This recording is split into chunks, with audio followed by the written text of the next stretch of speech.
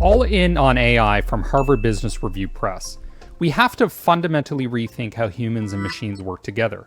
AI should drive new products, services, and business models. AI is normally used to make processes more efficient, to improve decisions, and to enhance existing products. Any specific application of AI is unlikely to transform a company, but a collection of those changes could. One of the central themes of this book is that AI technology isn't all that difficult, but deploying it within organizations is. The single biggest obstacle for most companies in scaling AI is acquiring, cleaning, and integrating the right data.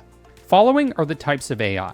The first group is what we call statistical machine learning. This includes supervised machine learning, which makes predictions, unsupervised, which identifies similarity groups, self-supervised, which finds supervisory signals in data. Reinforcement learning learns through experimentation. Neural networks use hidden layers of features to predict or classify. Deep learning uses many hidden layers for predictive models. Deeper learning image recognition recognizes images. Deep learning natural language processing understands and generates speech or text.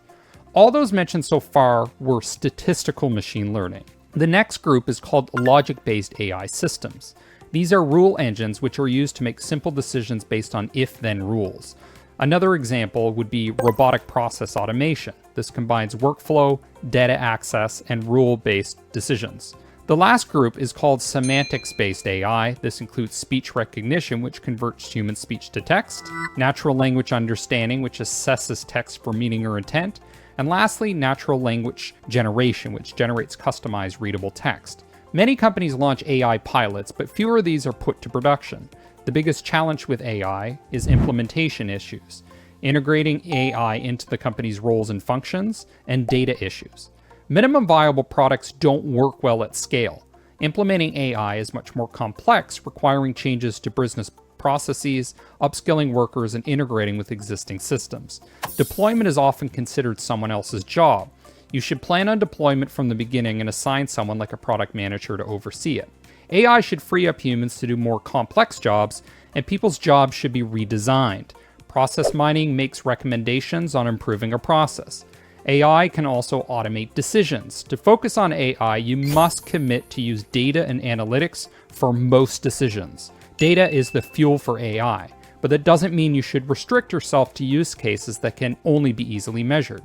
Here's how you can create value: speed to execution, cost reduction, comprehension of complexity, transforming engagement, fueling innovation, and fortifying trust.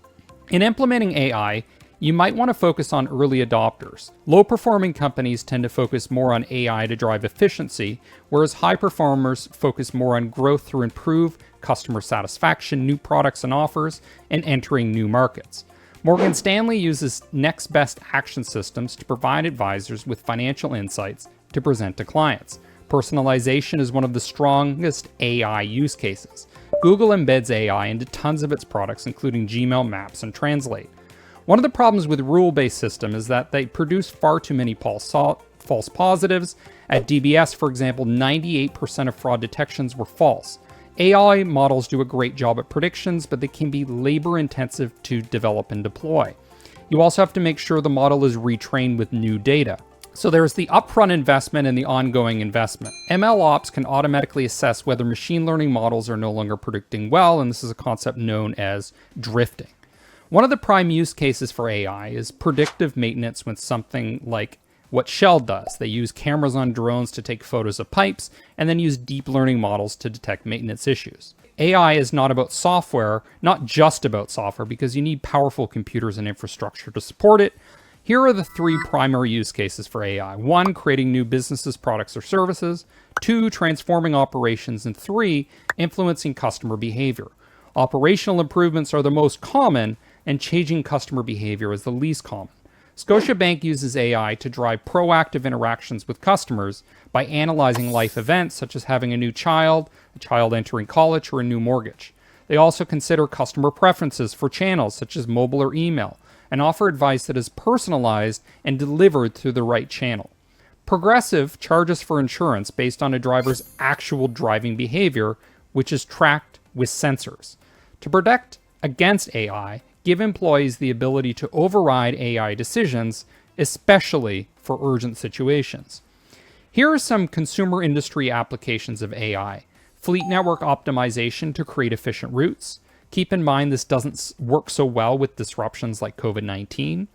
Next level personalization, such as predicting who will buy something or who will respond to an ad or offer.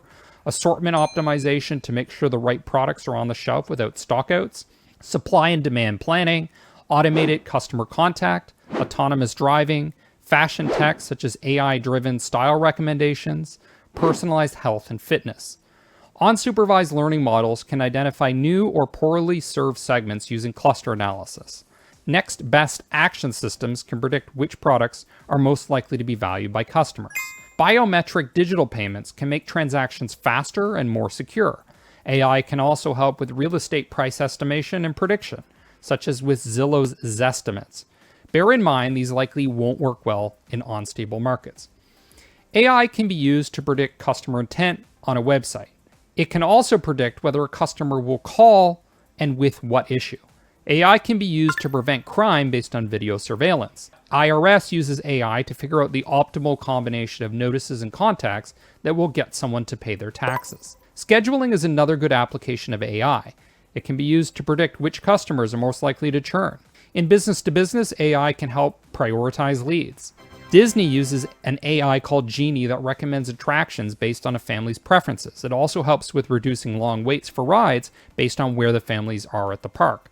Disney also uses Studio Lab to improve movie content by monitoring audience emotions with cameras. Key recommendations for AI.